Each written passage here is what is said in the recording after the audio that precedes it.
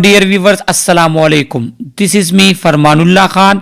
आज की इस इम्पोर्टेंट वीडियो में हम बीएसएन फर्स्ट सेमेस्टर के फंडामेंटल ऑफ नर्सिंग के एक अहम यूनिट को एक्सप्लेन करेंगे और उस यूनिट का नाम है वाइटल साइन। तो ये एक इंतहाई अहम यूनिट है क्योंकि आपके एग्ज़ाम में इससे बहुत से एमसीक्यूज आते हैं और एग्ज़ाम के बाद जो आप लोगों का प्रैक्टिकल एग्ज़ाम होता है आस्की एंड आस्पी, तो उसमें भी आप लोगों से इस यूनिट से बहुत से क्वेश्चन पूछे जाते हैं और स्किल्स कराए जाते हैं। तो एग्ज़ाम के हवाले से ये एक इंतहाई अहम यूनिट है। इस यूनिट को आसानी के लिए हमने 5 हिस्सों में तकसीम किया है। इसके बाकी पार्ट्स का वीडियो लेक्चर ऑलरेडी मेरे YouTube चैनल पर मौजूद हैं। आज हम एक्सप्लेन करेंगे इस यूनिट के थर्ड पार्ट को और थर्ड पार्ट में हम एक्सप्लेन करेंगे पल्स को कि पल्स किसे कहते हैं, इसको हम किस तरह मेजर करते हैं, कौन कौन से साइट हैं जहां से हम पल्स मेजर कर सकते हैं, कौन से फैक्टर हैं जो पल्स को इफेक्ट करता है, और इसी के साथ इस यूनिट के जो इम्पोर्टेंट पॉइंट्स हैं जो एग्ज़ाम में आ सकते हैं तो उसको भी हम मेंशन करेंगे ताकि आने वाले एग्जाम्स में आपके लिए आसानी हो। तो चलो स्टार्ट कर लेते हैं वाइटल साइन यूनिट के पार्ट नंबर 3 पल्स को। अच्छा, तो हमारे पास है पल्स। पल्स किसे कहते हैं? पल्स के बारे में जनरली मैं आपको बता दूं कि आपका हार्ट जो है वो ब्लड को पंप करता है, ये तो हमें पता है, ये हमने पढ़ा है फिजी में और एनाटॉमी एंड फिजियोलॉजी में भी पढ़ा है। तो हार्ट जो ब्लड को पंप करता है तो वो किस प्रेशर के साथ ब्लड को पंप करता है और वो हमें जो ब्लड वेसल्स के थ्रू फील होता है तो इसको कहते हैं पल्स। वो जो वेव बनती है ब्लड पंप करने के दौरान तो उसको कहते हैं pulse. The pulse is an index of heart rate and rhythm. ये हमारे हार्ट रेट और रिदम का एक इंडेक्स है। इससे हम किसी भी पर्सन के हार्ट रेट को मेजर करते हैं कि जितना पल्स रेट होता है वही उसका हार्ट रेट होता है। और इसके साथ हार्ट का जो रेट, हार्ट बीट की जो रिदम है कि हार्ट किस तरह कंट्रैक्ट और रिलैक्स होता है, रिदम जो है वो हम इस पल्स के थ्रू मेजर करते हैं। Pulse provide valuable data about person cardiovascular status. तो ये आप एमसीक्यूज के लिए याद रख लें कि पल्स जो है वो कार्डियोवास्कुलर सिस्टम के बारे में, कार्डियोवास्कुलर स्टेटस के बारे में एक अहम डेटा प्रोवाइड करता है। किस तरह कि देखो, हमारा हार्ट अगर सही से कंट्रैक्ट होता है तो वो ब्लड को सही से पुश करेगा और जब हम पल्स फील करेंगे तो वो हमें नॉर्मल फील होगा। अगर हार्ट में या वेसल में कोई भी प्रॉब्लम आता है तो आपके पल्स नॉर्मल नहीं रहता। सही है। अब हमारे पास पल्स की डिफिनेशन है कि the pulse is a wave of blood created by contraction of left ventricle of the heart. कि जब हमारे पास left ventricle of heart contract होता है और वो ब्लड को पुश करता है, उस दौरान जो वेव ऑफ ब्लड बनती है तो उसको हम क्या कहते हैं? उसको हम कहते हैं पल्स। ये इसका जो डिफिनीशन है ये आप सीक्यूज के लिए आप याद रख लें कि जब हमारे पास हार्ट कंट्रैक्ट होगा, उसका लेफ्ट वेंट्रिकल जब ब्लड को पुश करेगा एओर्टा में और एओर्टा से ये बॉडी में जाएगा तो उस दौरान जो वेव बनती है उसको कहते हैं पल्स। ये पल्स की डिफिनीशन है। अब हमारे पास फिजियोलॉजी ऑफ पल्स है कि पल्स किस तरह जनरेट होता है। तो blood flow through the body in a continuous circuit. ये तो हमें पता है कि ब्लड कंटिन्यूस सर्किट में बॉडी में फ्लो करता है कि हमारे बॉडी में हार्ट तक आ जाता है, हार्ट से लंग्स तक चला जाता है ऑक्सीजनेशन के लिए, फिर हार्ट तक आता है, फिर हार्ट से पूरे बॉडी में सर्कुलेट होता है। तो ये एक कंटिन्यूस सर्किट होता है। सही है। Electrical impulse originating from SA node travel through heart muscle to stimulate cardiac contraction. देखो, जो SA नोड हमारे हार्ट में होता है तो वो इलेक्ट्रिकल इंपल्स को जनरेट करता है। वो इलेक्ट्रिकल इंपल्स पूरे हार्ट के मसल में फैल जाता है और हार्ट हमारे साथ कंट्रैक्ट होता है। सही है। तो हार्ट की जो कंट्रैक्शन है ये कहाँ से स्टार्ट होती है? ये SA नोड, जहाँ पे इलेक्ट्रिकल इंपल्स हमारे पास हार्ट की कंट्रैक्शन कराता है।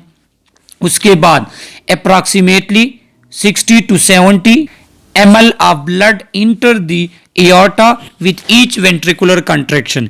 देखो, जब हमारे पास हार्ट का लेफ्ट वेंट्रिकल कंट्रैक्ट होता है तो हमारे एओर्टा में ब्लड जाता है और उस ब्लड को क्या कहते हैं, और उस ब्लड की वो मिकदार जो एक दफा वेंट्रिकल के कंट्रैक्शन के साथ एओर्टा में जाती है उसको हम कहते हैं स्ट्रोक वॉल्यूम, और ये हमारे पास 60 to 70 ml होता है। ये आप एमसीक्यूज के लिए याद रख लें। सही है। With each stroke volume ejection the wall distend creating a pulse wave that travel rapidly toward the distal end of the artery। और क्या होता है कि हर दफा जब लेफ्ट वेंट्रिकल कंट्रैक्ट होता है वो ब्लड को पुश करता है एओर्टा में। एक दफा कंट्रैक्शन से जो ब्लड पुश होता है उसको कहते हैं स्ट्रोक वॉल्यूम, और ये 60 to 70 ml होता है, और वो ब्लड फिर वेव जनरेट करते हैं, और वो ब्लड जब आर्टरी के थ्रू जाता है तो फिर उस आर्टरी से आपको पल्स फील होता है। तो हाँ, पल्स की फिजियोलॉजी क्या है? पल्स की फिजियोलॉजी इस तरह है कि जब हमारे पास लेफ्ट वेंट्रिकल कंट्रैक्ट होता है तो वो ब्लड को पुश करता है एओर्टा में, और वो फिर एओर्टा से हमारे बॉडी के आर्टरी में वो ब्लड पुश होता है।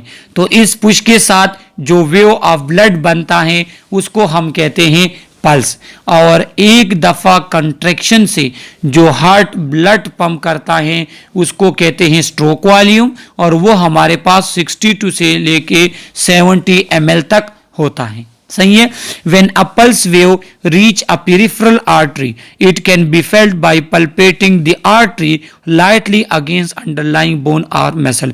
और हम फिर इसको किस तरह फील करते हैं आगे पिक्चर में आएगा भी कि जब ये ब्लड हमारे पास आर्टरी में पेरिफेरल आर्टरीज तक आता है, हमारे हाथों और पांव तक आता है, तो हाथों के अपनी जगह होती हैं जो आगे स्लाइड में हम एक्सप्लेन करेंगे, और पांव में भी अपनी जगहें। तो वहां पे अगर हम दो फिंगर को आराम के साथ थोड़ा प्रेस कर ले तो हम इसको फील कर सकते हैं इस पल्स को। Regulation of pulse. अब हमारे पास है पल्स की रेगुलेशन, कि ये पल्स जो हमारे पास रेगुलर होता है तो ये किस वजह से होता है, हमारे बॉडी में वो कौन से पार्ट हैं, वो कौन सा रीजन है जो पल्स को क्या करता है, रेगुलेट रखता है। Pulse is regulated by the autonomic nervous system through the sinoarterial node, also called pacemaker। तो जिस तरह मैंने आपको पहले भी कहा कि हमारे हार्ट में जो SA नोड होता है तो वो क्या करता है, वो इलेक्ट्रिकल इंपल्स जनरेट करता है, और उस वजह से हमारा हार्ट कंट्रैक्ट होता है। तो जो हमारा पल्स है तो वो क्या है, वो अंडर रेगुलेशन होता है ऑटोनॉमिक नर्वस सिस्टम, जो कि हमारे पास साइनोआर्ट्रियल नोड के थ्रू क्या करता है, इलेक्ट्रिकल इंपल्स जनरेट करता है। अब हमारे पास ऑटोनॉमिक नर्वस सिस्टम के दो पार्ट्स हैं। एक हमारे पास देखो, इसको पेसमेकर भी कहते हैं, ये SA नोड को पेसमेकर भी कहते हैं, और ये इलेक्ट्रिकल इंपल्स जनरेट करके हार्ट की कंट्रैक्शन कराता है। सही है। अब हमारे पास ऑटोनॉमिक नर्वस सिस्टम दो टाइप का है, एक है पैरासिम्पैथेटिक स्टिमुलेशन और दूसरा है सिम्पैथेटिक स्टिमुलेशन।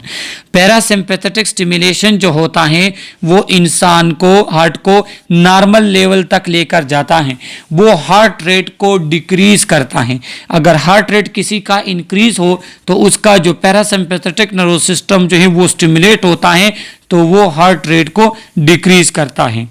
और जो सिंपैथेटिक स्टिमुलेशन है वो हार्ट रेट को इंक्रीज करता है, बॉडी को इमरजेंसी सिचुएशन के लिए प्रिपेयर करता है। सही है। तो ये दो सिंपैथेटिक नर्वस सिस्टम है जो कि ऑटोनॉमिक नर्वस सिस्टम का पार्ट है, और ये क्या करते हैं, ये हमारे पास हमारे हार्ट रेट को और पल्स को क्या करते हैं, मेंटेन रखते हैं। इसके बाद the quantity of blood force out of left ventricle during each contraction is called stroke volume, और ये मैंने आपको ऑलरेडी बता दिया कि एक हमारे पास स्ट्रोक वॉल्यूम होता है, एक हमारे पास कार्डिक आउटपुट होता है। अब स्ट्रोक वॉल्यूम कि एक दफा जब आपका हार्ट कंट्रैक्ट होता है और जितना ब्लड वो बेचता है तो इसको कहते हैं स्ट्रोक वॉल्यूम। लेकिन एक मिनट में आपका हार्ट कितना ब्लड पंप करता है इसको कहते हैं कार्डियक आउटपुट। और एक मिनट में आपका हार्ट कितनी दफ़ा धड़कता है, इसको कहते हैं पल्स रेट और हार्ट रेट। और इसकी जो वैल्यू है वो 60 से लेके 100 तक है हमारे पास। 60 से लेके 100 तक ये रेंज है। इसमें अगर हार्ट रेट होगा या पल्स रेट तो वो नॉर्मल होगा। ये आगे आ भी रहा है। खैर, अगर 60 से कम होगा तो हम कहेंगे ब्रेडिकार्डिया है, अगर 100 से ज़्यादा होगा तो हम कहेंगे कि ये इस पर्सन को टैकीकार्डिया है।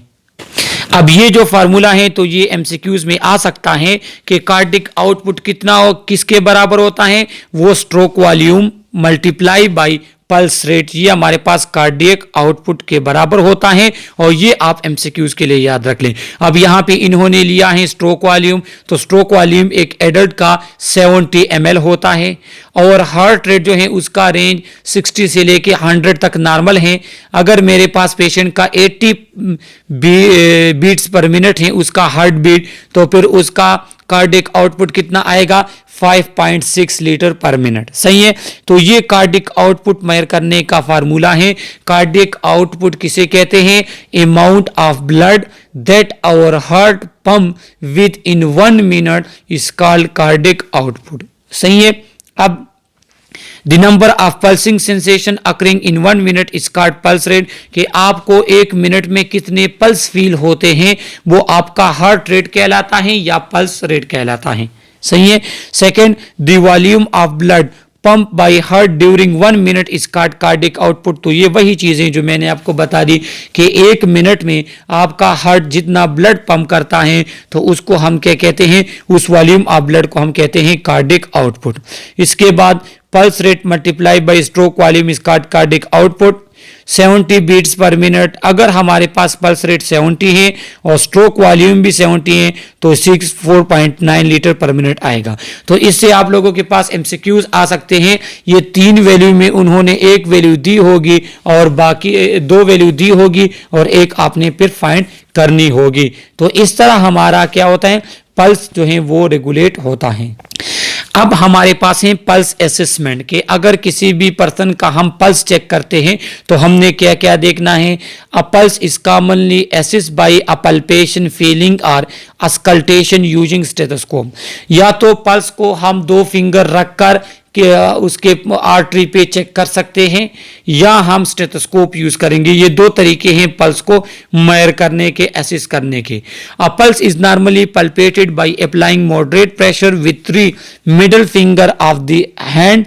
The pad on distal aspect of the finger are most sensitive area for detecting a pulse with a gentle pressure. क्या करना है कि हमने 3 फिंगर को आर्टरी के ऊपर जेंटली प्रेशर देना है और फिर उसके थ्रू हम क्या कर सकते हैं, पल्स चेक कर सकते हैं। जो हमारे फिंगर का डिस्टल एरिया है, जो फिंगर के टिप्स होते हैं, तो ये काफ़ी सेंसिटिव होते हैं और ये पल्स हम इसे फील करा सकते हैं। A stethoscope is used for assessing apical pulse while palpating a pulse. Nurse should assess the following. क्या है कि जो हमारे पास एपिकल पल्स होता है, जो हार्ट के ऊपर वाला पल्स होता है, जो आगे स्लाइड में आ रहा है, तो उसको हम स्टेथोस्कोप के थ्रू चेक करते हैं। बाकी जो पेरिफेरल पल्स होते हैं तो उसको हम फिंगर के थ्रू चेक कर सकते हैं। यहाँ पे इन्होंने एक इंपॉर्टेंट बात कही है कि जब भी कोई नर्स अगर पेशेंट का पल्स रेट चेक करती हैं या पल्स चेक करती हैं तो उसने क्या चेक करना होगा, पल्स रेट चेक करना होगा, पल्स का रिदम, पल्स की वॉल्यूम, पल्स के कैरेक्टरिस्टिक्स और बाइलेटरल इक्विलिटी चेक करनी होगी, जो एक एक करके अभी हम एक्सप्लेन करेंगे। अब हमारे पास है पल्स रेट, इसको हार्ट रेट भी कहते हैं। It is stated as a number of pulse or beats per minute. Number of beats per minute जो होते हैं इसको पल्स रेट कहते हैं। और इसको हमने क्या करना है, इंपॉर्टेंट बात यहाँ पे की है कि इसको हम फाइंड किस तरह करते हैं। हम फिंगर्स के टिप जो है वो आर्टरी पे रखते हैं और स्टॉप वॉच लगा लेते हैं और चेक करते हैं कि 1 मिनट में कितने पल्स हमें फील होते हैं।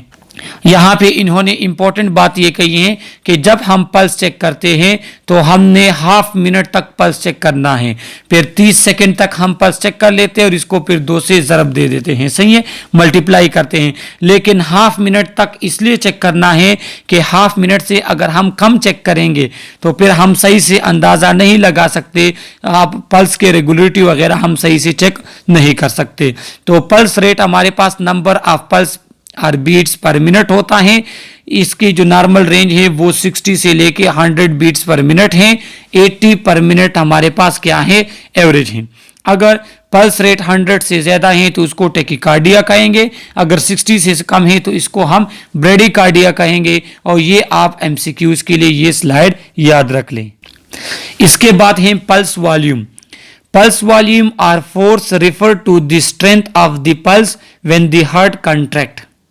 पल्स वॉल्यूम किसे कहते हैं, ये कहते हैं हमारे पल्स के स्ट्रेंथ को। जब हार्ट कंट्रैक्ट होता है तो वो किस प्रेशर के साथ ब्लड को पंप करता है, तो उस स्ट्रेंथ को हम कहते हैं pulse volume. Pulse volume are force referred to the strength of pulse. The pulse volume is also called the pulse strength or quality referred to the force of blood with each beat.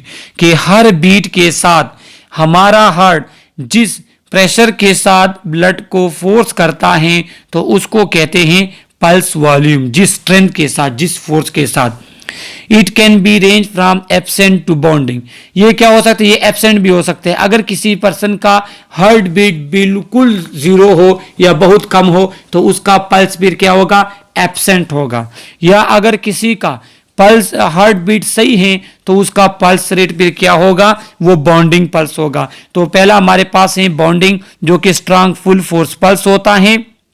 और क्या करते हैं, इसको हम easily feel करते हैं और ये नॉर्मल पर्सन का होता है। इसके बाद हमारे पास वीक और थ्रेडी पल्स भी होता है, जिसको पल्पेट करना डिफिकल्ट होता है और इसकी स्ट्रेंथ उतनी नहीं होती, जिससे हमें पता चलता है कि ये इस पर्सन का जो हार्ट है वो सही से ब्लड को पंप नहीं कर सकता। और थर्ड हमारे पास क्या है, एब्सेंट, कि अगर किसी भी पर्सन का हार्ट रेट बिल्कुल जीरो है या पल्स जीरो है तो उसको हम कहते हैं कि इसका पल्स एब्सेंट है, सही है। Volume is influenced by the forcefulness of heart beat, the condition of arterial wall and hydration और डिहाइड्रेशन। जो पल्स वॉल्यूम होता है तो वो बहुत सी चीजों पे डिपेंड करता है। एक तो फोर्सफुलनेस ऑफ हार्ट बीट, कि जो हार्ट बीट है वो किस फोर्स के साथ हमारा हार्ट बीट करता है उस पे डिपेंड करता है। सेकंड, आर्टीरियल वॉल की कंडीशन पे डिपेंड करता है कि आया हमारे आर्टीरियल वॉल प्रेशर को एब्जॉर्ब कर सकते, उसको बर्दाश्त कर सकते हैं या नहीं। एंड हाइड्रेशन और डिहाइड्रेशन पर भी डिपेंड करता है कि अगर एक पर्सन डिहाइड्रेट है, उसके बॉडी में फ्लूइड की कमी है तो उसका भी क्या होगा, उसका पल्स भी हमारे पास वीक होगा। तो ये आप एमसीक्यूज के लिए ये लास्ट लाइन जो है ये याद रख लें। इसके बाद हमारे पास पल्स रिदम है। Pulse rhythm refer to regularity और equal spacing of all beats of the pulse. देखो ये जो हमारे पास पल्स फील होते हैं ना, तो ये किस तरह फील होते, ये हमारे पास इस तरह फील होते हैं, तो हम फिंगर के थ्रू उसको फील करते हैं। अब अगर एक पल्स और दूसरे पल्स में दरमियान में स्पेस कम है या बिल्कुल नहीं है या नॉर्मल से ज़्यादा स्पेस है तो हम कहेंगे कि ये रिदम में नहीं है, ये पल्स रिदम सही नहीं है। तो पल्स रिदम किसे कहते हैं कि आपकी जो हर बीट्स होगी वो जो बीट्स होते हैं उनके दरमियान डिफरेंस भी सेम होगा और बीट्स आपको सही से विजिबल आपको क्या होंगे, फील भी होंगे। अगर उनमें स्पेस एबनॉर्मल है या कम है या बहुत ज़्यादा है तो वो आपके पास रिदम क्या होता है, वो नॉर्मल रिदम नहीं होता। Normally the interval between each heart beat are same duration.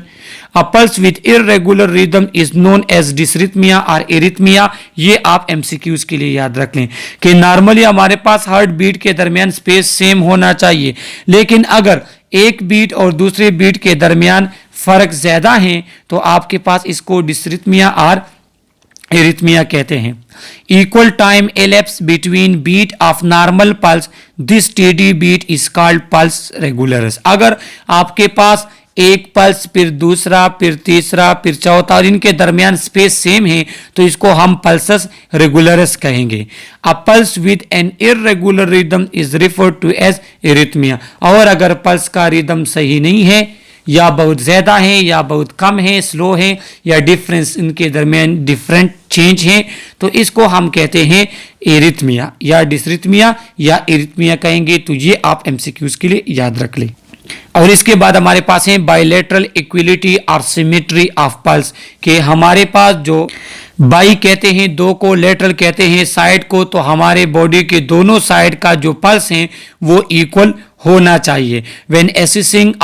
When assessing peripheral pulse to determine the adequacy of blood flow to a particular area of the body, to check the blood flow of bilateral is important। क्या होता है कि हमने एक hand का pulse check करना होता है तो दूसरे का भी हमने पल्स चेक करना होता है, और दोनों हमारे पास सेम होने चाहिए। सिमेट्री कहते हैं इक्वलिटी को, और बायलैटरल इक्वलिटी दोनों साइड की इक्वलिटी। तो ये पल्स हमारे पास रेगुलर और इक्वल होना चाहिए।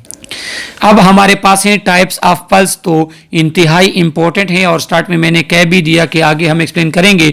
तो एक पेरिफेरल पल्स होता है, एक एपिकल पल्स होता है। Peripheral pulse is pulse located away from the heart, for example in the foot और रिस्ट एसिस्ट बाय फिंगर।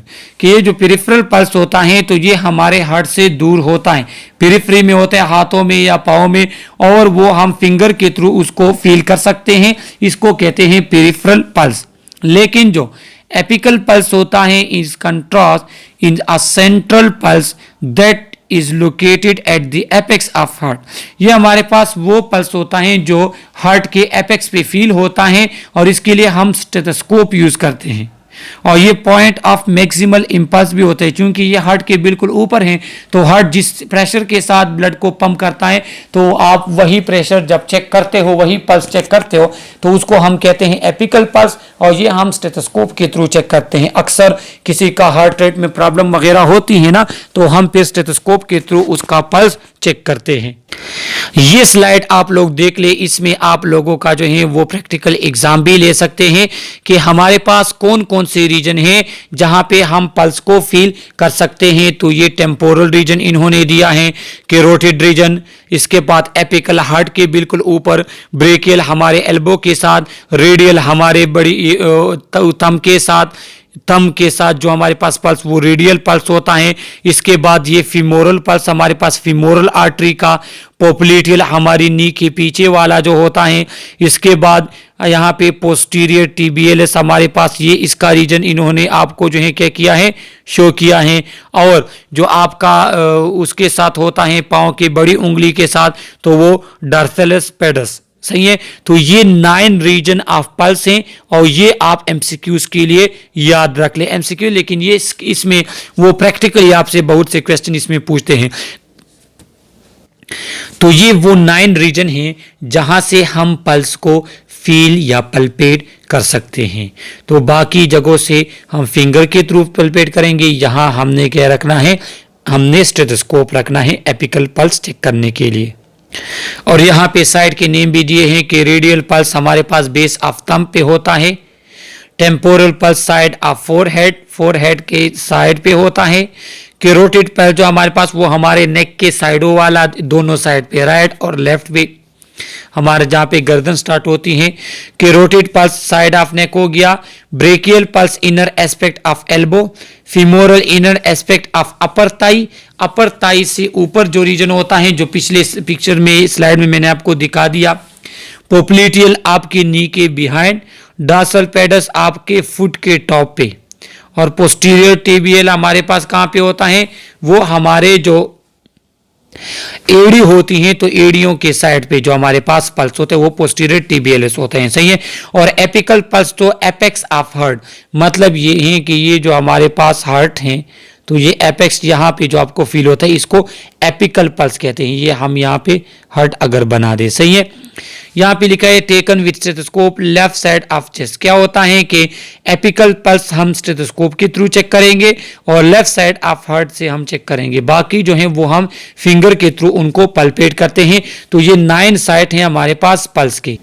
और ये पेज जो है, ये स्लाइड इंतहाई इंपॉर्टेंट है एमसीक्यूज के हवाले से, कि यहाँ पे लिखा है कि ये जो डिफरेंट साइट हम यूज करते हैं पल्स के, तो ये हम क्यों यूज करते हैं। तो रेडियल हमारे पास रेडियली एक्सेसिबल होता है, इजीली हम रेडियल पल्स चेक कर सकते हैं। Temporal use when radial pulse is not accessible, अगर हमारे पास रेडियल पल्स सही से फील नहीं होता तो हम टेम्पोरल यूज करेंगे। इसके बाद कैरोटिड इन्होंने दिया है कि यूजिंग ड्यूरिंग कार्डिक, कि कैरोटिड कार्डियक अरेस्ट हो जाता है या किसी भी पर्सन का अगर पेरिफेरल पल्स सही से फील नहीं होता, या हम देखते हैं कि ब्रेन की तरफ सर्कुलेशन होती है या नहीं होती, तो इन कंडीशन में हम फिर कैरोटिड पल्स चेक करते हैं। इसके बाद एपिकल पल्स होता है जो हार्ट के एपेक्स पे होता है, जो स्टेथोस्कोप के थ्रू हम चेक करते हैं, सही है। इसके बाद हमारे पास, और ये भी हम तब डिपेंड चेक करते हैं कि अगर हमारे पास रेडियल पल्स में कोई प्रॉब्लम आती है तो फिर हम एपिकल पल्स कंफर्मेशन के लिए चेक करते हैं। इसके बाद ब्रेकियल पल्स हम क्या चेक करते हैं, ब्लड प्रेशर में हम चेक करते हैं, जो इसके बाद वाली वीडियो लेक्चर में मैंने एक्सप्लेन किया है। इसके बाद फीमोरल के बाद पोप्लिटियल, पोस्टीरियर टिबियल एंड डॉर्सोपेडस। तो ये क्या है, ये हम इसलिए चेक करते हैं कि आया फुट की तरफ ब्लड फ्लो होती हैं या नहीं होती हैं, तो वो रेगुलर हैं या रेगुलर नहीं है। तो ये वो रीजन है कि हम क्यों 9 साइड ऑफ पल्स यूज करते हैं। तो इस स्लाइड को आप एमसीक्यूज के लिए अच्छे तरीके के साथ पढ़ लें। ये एज के लिहाज से हमारे पास हार्ट बीट या पल्स रेट में वेरिएशन है और ये नेचुरली होते हैं। न्यूबॉर्न का जो पल्स रेट होते हैं तो वो 80 से लेके 180 बीट्स पर मिनट होता है। 1 ईयर तक अगर बच्चा है तो उसका 80 to 140 बीट्स पर मिनट होता है। ये इसलिए होता है कि बच्चे का चूंकि हार्ट छोटा होता है तो बॉडी की डिमांड पूरी करने के लिए उसको धड़कना ज़्यादा होता है, उसका पल्स रेट उसका ज़्यादा होना चाहिए, क्योंकि उनका जो स्ट्रोक वॉल्यूम होता है वो क्या होता है हमारे पास, वो कम होता है। इसके बाद एडल्ट का जो है, एडल्ट का तो वो 60 to 100 बीट्स पर मिनट और ओल्डर एडल्ट का भी। तो ये स्लाइड भी आप एमसीक्यूज के लिए याद रख ले, वो एज के लिहाज से आपसे पूछ सकते हैं कि एज के लिहाज से नॉर्मल हार्ट बीट कितना होता है। और ये इस यूनिट का लास्ट ऑब्जेक्टिव है हमारे पास इस लेक्चर का, कि वो कौन कौन से फैक्टर हैं जो क्या करते हैं, जो पल्स को इफेक्ट कर सकते हैं। तो ये वो तमाम फैक्टर हैं कि वो पल्स को इफेक्ट करते हैं। अब एक एक करके हम पढ़ लेते हैं। फैक्टर इफेक्टिंग पल्स, इसमें हमारे पास है age. Age age increase the pulse rate gradually decrease overall. जब जैसी ही एज इंक्रीज होती है तो पल्स रेट डिक्रीज होता है, और वो हमने इससे पहले वाली स्लाइड में आपको बता दिया कि एज के लिहाज से छोटे बच्चों का हार्ट रेट ज्यादा होता है, जो ही उनकी एज बढ़ती है तो वो हार्ट रेट कम होता जाता है, सही है। इसके बाद सेक्स मेल और फीमेल। तो after puberty the average male pulse rate is slightly lower than the female. Puberty के बाद जो एवरेज मेल का पल्स होता है वो कम होता है बनिस्बत फीमेल के। उसका एक रीज़न ये भी है कि फीमेल का जो हार्ट साइज होता है वो मेल के मुकाबले में छोटा होता है, तो वो अपनी बॉडी की डिमांड पूरी करने के लिए उसको ज़्यादा बीट करने होते, उसको ज़्यादा दफ़ा धड़कना होता है, इसलिए फीमेल का पल्स रेट जो है वो ज़्यादा होता है एज कम्पेयर टू मेल। इसके बाद exercise, the pulse rate normally increases with activity. The rate of increase in professional athlete is often less than in the average person because of greater cardiac size, strength and efficiency. क्या होता है कि exercise के साथ heart rate increase होता है, लेकिन जो एथलीट होते हैं, जो स्पोर्ट्समैन होते हैं, तो उनका हार्ट रेट फिर कम होता है। वो रीज़न क्या होता है, वो रीज़न ये कि एक्सरसाइज की वजह से उनका हार्ट, एक तो उसकी साइज बड़ी होती है तो वो ज़्यादा ब्लड पंप करता है, दूसरा ये होता है कि उनके मसल जो पूरी बॉडी के होते हैं वो काफ़ी स्ट्रांग होते हैं, तो वो जब एक दफ़ा कंट्रैक्ट होता है तो उसकी कंट्रैक्शन इतनी पावरफुल होती है कि वो बहुत ज़्यादा ब्लड को पुश कर लेते हैं बॉडी की तरफ। लिहाजा जो एथलीट होते हैं तो उनका हार्ट रेट या पल्स रेट जो है वो नॉर्मल बंदे के मुकाबले में कम होगा। और उसका रीज़न ये है कि उनका हार्ट साइज भी बड़ा होता है और मसल भी इतने पावरफुल होते हैं कि एक दफ़ा कॉन्ट्रैक्ट होने के साथ वो आपकी बॉडी की नीड को पूरा कर देते हैं। सही है, लिहाजा उनकी जो पल्स रेट होते हैं वो कम होता है।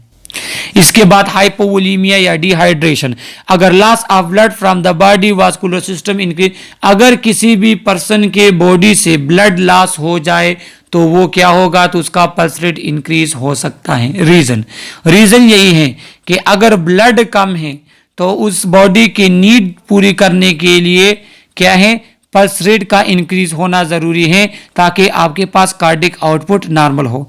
इन adult the loss of circulating volume result in adjustment of heart rate to increase blood pressure as the body compensate for loss blood volume. अगर एडल्ट में ब्लड लॉस होता है तो उसमें क्या होता है, उसमें फिर ब्लड वॉल्यूम तो कम हो जाता है तो उसका हार्ट रेट बढ़ जाता है ताकि उसका कार्डिक आउटपुट हमारे पास नॉर्मल रहे। इसके बाद stress, in response to stress sympathetic nervous system stimulation increase the overall activity of heart, stress increase the rate as well as force of heart beat. अगर किसी पर्सन को स्ट्रेस हो तो वो इमरजेंसी कंडीशन में होता है, उसमें epinephrine, nor epinephrine sympathetic nervous system stimulate होता है और वो सिंपैथेटिक नर्वस सिस्टम फिर उसके हार्ट रेट को क्या कर लेता है, इंक्रीज कर लेता है। Fear and anxiety as well as the perception of severe pain stimulate the sympathetic nervous system, या कोई डर हो या कोई एंजाइटी हो या कोई पेन हो तो उसमें सिंपैथेटिक नर्वस सिस्टम एक्टिव हो जाता है और वो हार्ट रेट को इंक्रीज करता है। लिहाजा एमसीक्यूज के लिए याद रख ले कि स्ट्रेस के साथ हार्ट रेट इंक्रीज होगा। इसके बाद हमारे पास फीवर है तो pulse rate increases in response to lower body pressure, blood pressure that result from peripheral vasodilation associated with elevated body temperature and because of increased metabolic rate। तो क्या कहते हैं कि पल्स रेट इंक्रीज हो जाता है फीवर में। क्यों? क्योंकि जब फीवर होता है तो हमारे बॉडी का अपना मैकेनिज्म, टेम्परेचर के इस यूनिट के फर्स्ट 2 पार्ट में मैंने एक्सप्लेन किया है कि जब हमारे बॉडी का टेम्परेचर होता है तो वेजोडाइलेशन होती है और वेजोडाइलेशन ब्लड फ्लो इंक्रीज कर लेता है स्किन की तरह, जिससे ब्लड से हीट लॉस होता है और हमारे बॉडी का टेम्परेचर नॉर्मल तक आ जाता है। लिहाजा फीवर में क्या होता है, पल्स रेट इंक्रीज होता है। इसके बाद मेडिकेशन, कुछ मेडिकेशन है जो हार्ट रेट को इंक्रीज करते हैं, कुछ मेडिकेशन जो उसको डिक्रीज करते हैं। जिस तरह हमारे पास कार्डियोटॉनिक्स है तो वो क्या करते हैं, वो हार्ट रेट को डिक्रीज कर लेते हैं, हार्ट की जो कंट्रैक्शन होती है वो कम होती हैं। और जो हमारे पास एपिनेफ्रिन, इमरजेंसी जो ड्रग्स हैं तो वो क्या करते हैं, वो हार्ट रेट को इंक्रीज करते हैं, उसके कंट्रैक्शन को और उसके रेट को क्या करते हैं, इंक्रीज करते हैं। तो हमारे पास मेडिकेशन भी क्या करते हैं, वो भी हार्ट रेट को इफेक्ट करते हैं। इसके बाद हमारे पास position, when a person is sitting और standing, blood usually pool in dependent vessel of venous system, pooling result in transient decrease in the venous blood return to the heart and subsequent reduction in blood pressure and increase in heart rate। क्या होता है कि position भी depend करता है कि क्या होता है कि अगर एक बंदा सिटिंग या स्टैंडिंग कंडीशन में है तो उसका जो ब्लड होता है वो क्या करता है कि वो बॉडी के डिफरेंट वेन में उसका ब्लड होता है और वो फ्लो हार्ट की तरफ कम होती है। जब ब्लड फ्लो हार्ट की तरफ कम होती है तो फिर क्या करता है, हमारे पास जो blood return, venous blood return अगर कम होगा तो हार्ट का क्या होगा, हार्ट रेट इंक्रीज होगी। क्योंकि अगर वेनस रिटर्न कम है तो ब्लड प्रेशर कम है, अगर ब्लड प्रेशर कम है तो उसको कंपेंसेशन के लिए हार्ट रेट इंक्रीज होती है। तो पोजीशन भी काफ़ी डिपेंड करता है हमारे हार्ट रेट को। सही है। इसके बाद पैथोलॉजी, तो पैथोलॉजी तो हमें पता है, अगर कोई डिजीज़ हो, हार्ट की कोई डिजीज़ हो, वाल्वुलर फंक्शन हो या हार्ट मसल में कोई प्रॉब्लम हो तो क्या होता है, या कोई हार्ट की इंजरी हुई है तो उस कंडीशन में हमारे पास क्या होता है, पल्स रेट एल्टर हो सकता है, ऑक्सीजन हमारे पास एल्टर हो सकता है। क्योंकि हार्ट की अगर कंडीशन एल्टर हो जाती है तो ऑक्सीजनेशन लेवल हमारे बॉडी का एल्टर हो सकता है, क्योंकि हार्ट पंप करता है ब्लड को लंग्स की तरफ कि वहां से वो ऑक्सीजनेट हो। सही है। अब हार्ट सही से ब्लड पंप नहीं कर सकता तो ऑक्सीजनेशन आपके पास इफेक्ट हो सकती है। तो कोई भी पैथोलॉजी वगैरह हो, कोई भी डिजीज हो, उससे भी आपका पल्स रेट क्या हो सकता है, चेंज हो सकता है। तो ये हमारे पास वाइटल साइन यूनिट का थर्ड पार्ट था। किसी का कोई भी क्वेश्चन हो थ्रू कमेंट आप हमसे पूछ सकते हैं। इस यूनिट के बाकी पार्ट्स को आप मेरे चैनल पर देख सकते हैं। इस यूनिट के एमसीक्यूज भी मेरे चैनल पर अपलोड हैं। वाइटल साइन एमसीक्यूज बाय फरमान अगर आप सर्च करेंगे तो आपके पास एमसीक्यूज आ जाएंगे। कोई भी क्वेश्चन हो थ्रू कमेंट आप हमसे पूछ सकते हैं। सब्सक्राइब करें हमारे चैनल को, लाइक करें हमारी वीडियो को। Okay, thank you.